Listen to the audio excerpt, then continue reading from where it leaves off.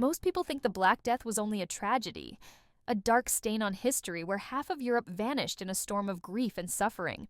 But what almost no one knows is that beneath the horror, something else was happening. Something so unexpected, so disruptive, that it rewired the entire economic system of the Western world. Because while the bodies were being carried through the streets, while kingdoms were collapsing and priests were praying for mercy, a small group of ordinary people, forgotten families, and ambitious merchants quietly became richer than they ever dreamed possible. This was the moment when peasants rose above nobles, when banking dynasties were born, and when the foundations of capitalism itself were laid not through peace, but through plague. And the story of how it happened is far stranger than you think. There are moments in history when the world seems to pause, when everything familiar collapses at once, and when the old rules that govern society for centuries are suddenly shattered like glass. And in the middle of those moments, when chaos spreads faster than truth, and when fear becomes the only common language, something extraordinary happens. The balance of power tilts, wealth shifts, and people who were invisible just months earlier suddenly find themselves holding the keys to a new world. The Black Death was one of those moments. It is difficult today to imagine what it felt like because our world has experienced crises, pandemics, wars, and financial collapses, but nothing, absolutely nothing, compares to what Europe faced in the year 1347.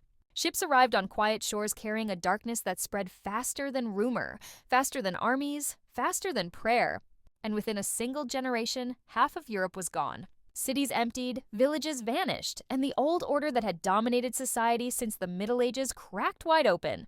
But what makes the story so surprising is that in the ashes of that destruction, new winners emerged. Because while the plague crushed millions of lives, it also crushed the rigid economic system that had trapped the poor for centuries.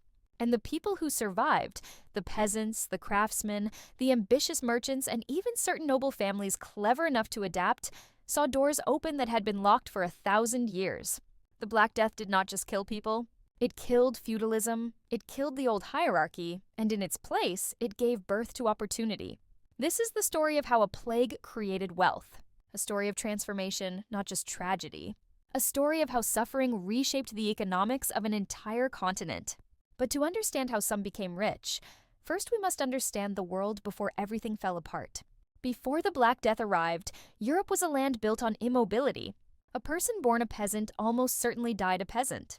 A landless laborer remained landless. And wealth flowed upward like water into the hands of nobles, bishops, and kings, rarely spilling back down. The system was called feudalism, and it was simple. The lords owned the land, and the peasants worked it.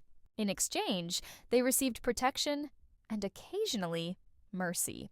But they did not receive money or choice or freedom. They lived in a world where rents were fixed, wages were fixed, and upward mobility was far more impossible than surviving a storm at sea. Everything, absolutely everything, depended on labor. And that is why what happened next would change the world forever. When the plague began, people didn't understand what it was. They saw boils, fever, bleeding, and sudden death, and they believed it was divine punishment or perhaps some mysterious poison in the air. But what they could not yet see was how completely it would destroy the relationship between the ruling class and the workers who kept society alive. Because as bodies filled the streets and the population shrank, another crisis began. A crisis that the nobles feared far more than the disease itself. The workers were disappearing. The plague did not spread politely. It ripped through Europe with such speed that entire families died in the same week. Fields went unplowed, grain rotted in barns, livestock wandered ownerless through empty roads, and local economies collapsed overnight. In the city of Florence, almost 60% of the population died. In London, entire neighborhoods fell silent. In rural France and England, whole villages were abandoned, never to be repopulated. And while historians often focus on the human suffering, which was indescribable, something else was happening in the background, something almost invisible at first. The economic fundamentals of Europe were shifting with every funeral. For the first time in living memory, there were more jobs than workers, more land than tenants, more opportunities than people available to seize them. A silent revolution had begun. Imagine being a peasant in 1347, living a life defined by obedience and low wages. You own nothing, you decide nothing. You simply work the land because your ancestors did. Then suddenly, everyone around you is gone. The fields are empty, the lord's manor is half abandoned. Other villages nearby have no workers left. And the surviving nobles, terrified of losing the last laborers they have, come to you with offers you never imagined you'd hear. Higher wages, better living conditions, lower rents, freedom to move, freedom to choose where you worked. For the first time, you could say no. For the first time, you could negotiate. For the first time, your work had value. And this wasn't theory. Wages across Europe skyrocketed. In England, agricultural laborers saw wages double within a century. Serfdom began to collapse. Many peasants escaped entirely, becoming free workers who could sell their skills to the highest bidder.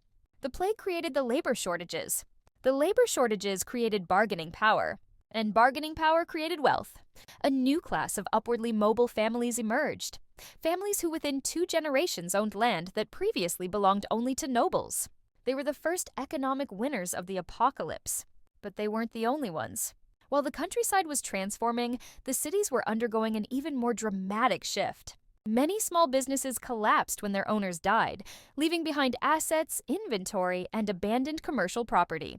And the merchants who survived, especially those with capital, snapped up these opportunities at unbelievable prices. This is how merchant dynasties were born. Families like the Medicis in Florence or the De la Poles in England began as merchants.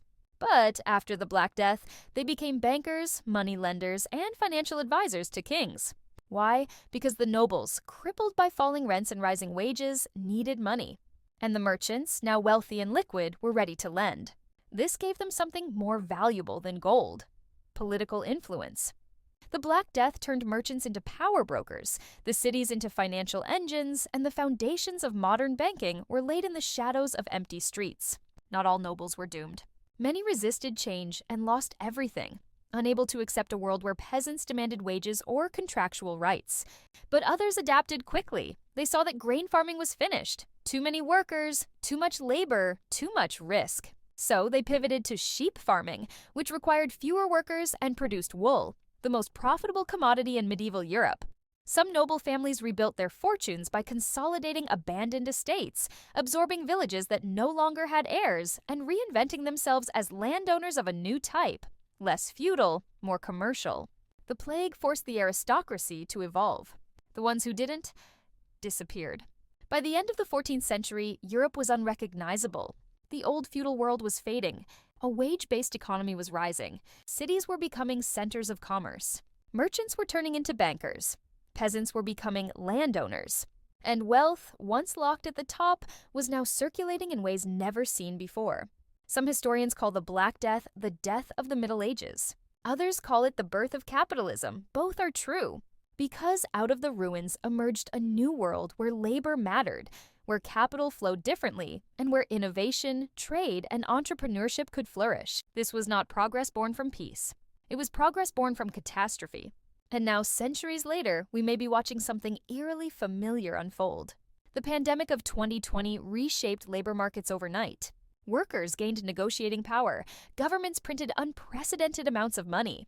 Wealth shifted dramatically from some industries to others. Tech empires rose while traditional businesses collapsed. And inflation, inequality, and economic transformation became the new reality. The Black Death shows us that pandemics don't just kill people. They kill systems. They don't just disrupt economies, they rewrite them.